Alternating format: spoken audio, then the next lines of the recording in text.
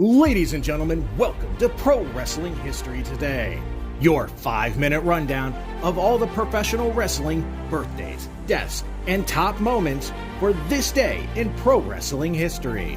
I'm your host, the eclectic gentleman, Stephen Watts, reminding you to like, share, and subscribe, and comment below on what moment in history was your favorite today.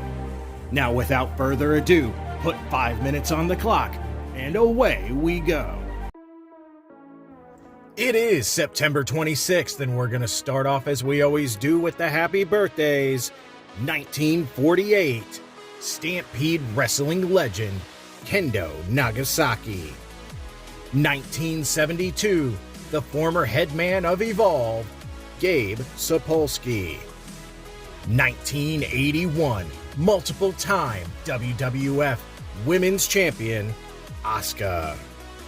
1988, a member of the House of Black, Buddy Matthews. And last but not least, 1996, the uber-talented and uber-beautiful Brandy Lauren. And with no significant deaths today, for September 26th, we can go straight into the top moments for this day in pro wrestling history. 1885, William Miller defeats Clarence Royal in the first ever professional wrestling match in Australia at the Royal Theatre in Melbourne. Jumping ahead to 1935, CMLL holds their second anniversary show in Mexico City, Mexico, headlined by Carlos Menza beating Sammy Levin. Moving to 1952, keeping with the lucha theme, El Santo defeats Bobby Bonillas for the NWA welterweight title. 1977, Dusty Rhodes beats WWF World Heavyweight Champion Superstar Billy Graham by countout in a sold-out Madison Square Garden. That also drew several thousand people watching next door at the Felt Forum on closed-circuit television. 5 years later in 1982, El Connect beats Ricky Choshu for the UWA title in Mexico City, Mexico. Making a huge leap to 1995, the Gladiator, Mike Awesome, defeats Hayabusa for the FMW Brass Knuckles title in a tournament final.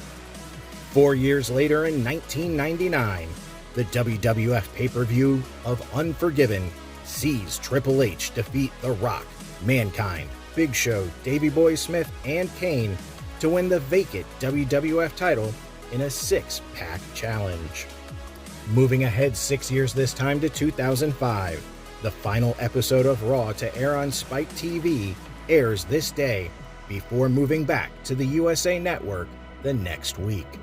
3 years later this time, and it's SmackDown's turn to move as it airs its final episode for the CW Network before moving to the My Network TV.